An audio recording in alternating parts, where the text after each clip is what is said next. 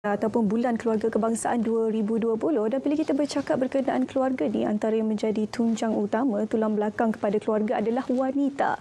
Jadi untuk pengetahuan anda semua, tak lama lagi akan ada sambutan hari menangani keganasan terhadap wanita, sebab kita tahu talian kasih sekarang ini agak meningkat trafiknya disebabkan oleh keganasan yang dialami oleh wanita-wanita ini. Sebab itulah sambutan hari menangani keganasan ini diadakan. Jadi untuk kita bercakap sedikit sebanyak berkenaan dengan sambutan tersebut, di studio hari ini kami amat berbesar hati untuk menerima kunjungan Yang Berhormat Datuk Hajah Siti Zailah binti Muhammad Yusof selaku Timbalan Menteri Pembangunan Wanita, Keluarga dan Masyarakat. Khabar Datuk? Alhamdulillah sihat. Okey, itu kita dengar tu sihat tu. Okey, kalau boleh Datuk ceritakan sikit sebanyak terlebih dahulu berkenaan sambutan hari menangani keganasan terhadap wanita dan usaha Kementerian Pembangunan Wanita terhadap isu keganasan wanita ini. Ya. Bismillahirrahmanirrahim. Assalamualaikum warahmatullahi wabarakatuh. Terima kasih di atas dapat bersama pada pagi ini. Alhamdulillah. Setiap tahun pada 25 November merupakan hari sambutan kesedaran untuk menghentikan sebarang bentuk keganasan kepada wanita. Dan alhamdulillah program ini kita sambut juga di peringkat negara kita dan di peringkat kementerian untuk kita memfokuskan kepada usaha-usaha untuk mengajak masyarakat untuk mencegah ataupun mengajak masyarakat kesedaran untuk sama-sama untuk kita sayangi wanita, hormati wanita, sebab setiap kita lahir daripada rahim seorang wanita. Wanita adalah kalau tidak ibu kita, adik-beradik kita, anak kita.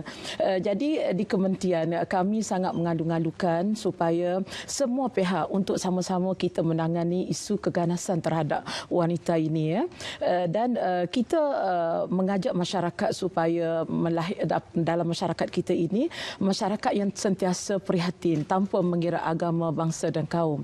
Kalau kita tengok daripada aduan yang kita terima melalui talian kasih, di mana untuk tahun 2020 ini sehingga November 2020, di mana kita mendapat aduan sebanyak 2,319 aduan yang berkaitan dengan keganasan rumah tangga, dan aduan yang diterima melalui JKM sebanyak 443 kes daripada Januari hingga Jun 2020. Dan kita dapat statistik juga daripada PDRM yang mana kes yang diadu kepada PDRM iaitu 4,217 kes. Jadi dan 69% mangsanya adalah wanita. Jadi kita mengharapkanlah supaya dalam negara kita ni dapat dipupuk satu budaya menghormati wanita, sayangi wanita. Sebab pelbagai bentuk keganasan yang ada pada hari ini, kita lihat ada mereka yang mengganasi wanita dalam bentuk fizikal, ada dalam bentuk psikologi, ada dalam bentuk emosi dan sebagainya. Sebenarnya orang yang kuat bukanlah orang yang mengganasi orang. Orang yang kuat adalah orang yang dapat menahan dirinya ketika marah.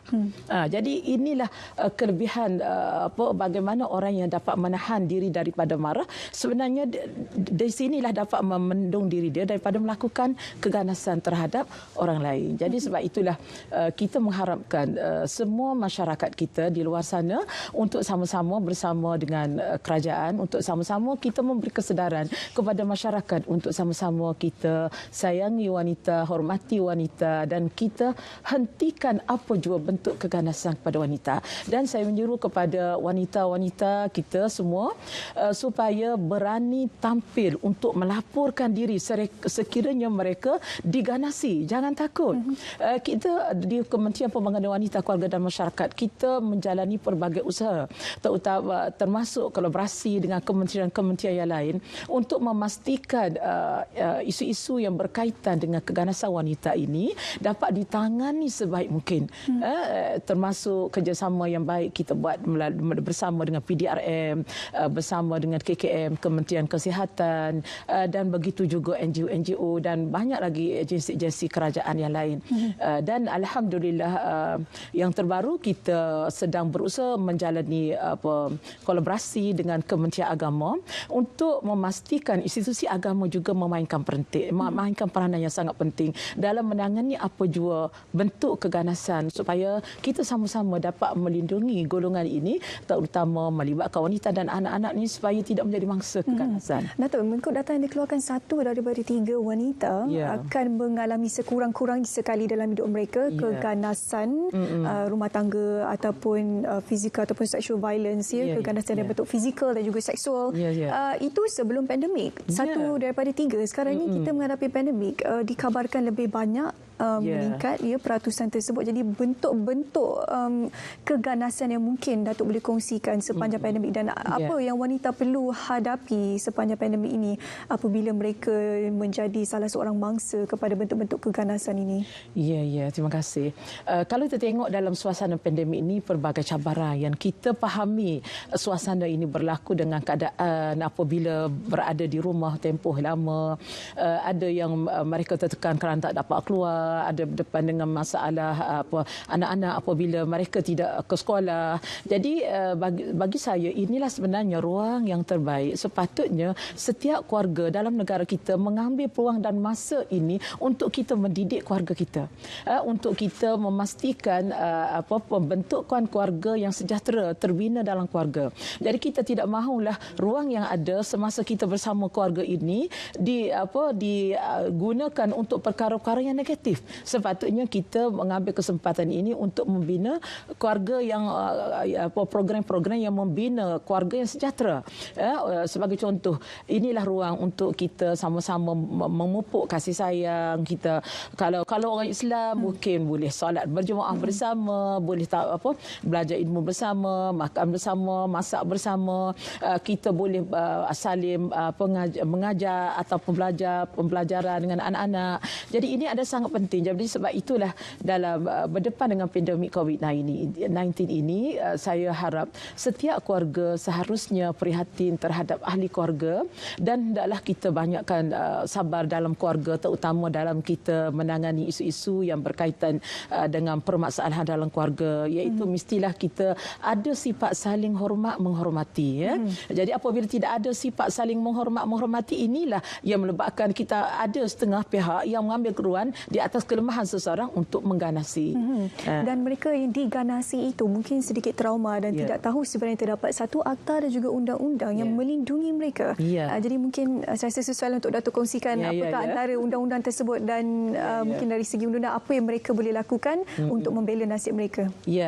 Kalau ditengok dari segi undang-undang, sebenarnya undang-undang negara kita sini sudah banyak dan cukup sebenarnya untuk menangani isu-isu yang terutama yang berkaitan dengan keganasan rumah tangga. Contoh Akta Keganasan Rumah Tangga 1994 yang telah dilakukan pindaan pada tahun 2017 yang telah memperuntukkan bagaimana pelbagai kategori yang berkaitan dengan keganasan ini yang menjadi satu kesalahan dari sudut undang-undang, termasuk kecederaan dari sudut fizikal, memaksa ataupun mengacam, termasuk juga khianat ataupun merosakkan harta benda ataupun menyebabkan kesedihan ataupun kegusaran kepada mangsa, menyebabkan penderaan psikologi termasuk emosi kepada mangsa.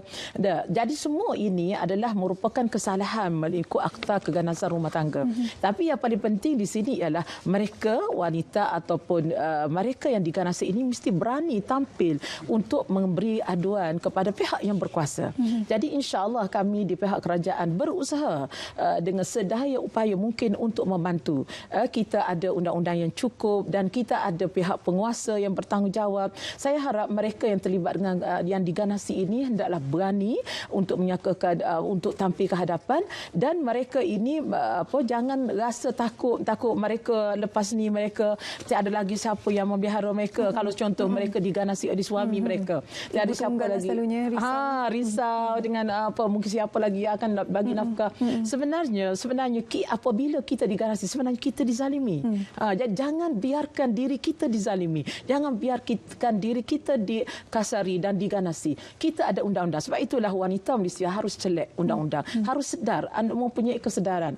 Dan insya-Allah sekiranya berlakulah keganasan yang kita tidak jangka, maka terus berhubung dengan pihak polis ataupun terus kepada pihak hospital. Di KKM, alhamdulillah kami baru saya mengunjungi di Hospital Besar Kuala Lumpur, di mana di sana kita telah melawat pusat OSCC, di mana satu inisiatif KKM sendiri mewujudkan OSCC ini di saya 37 hospital di seluruh negara yang mana khas untuk membantu golongan yang mendapat penderaan ataupun menangani yang berdepan dengan trauma, yang berdepan dengan isu-isu keganasan, termasuklah liwat ataupun dirogo dan sebagainya.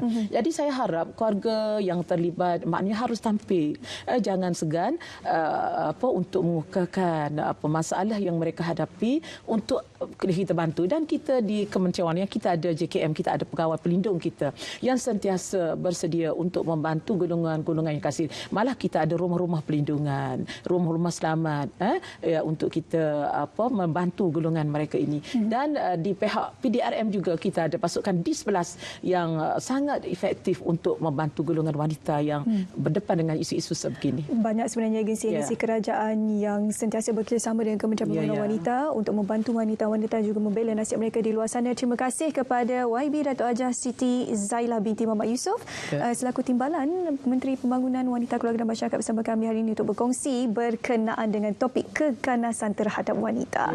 Kita akan break sekejap.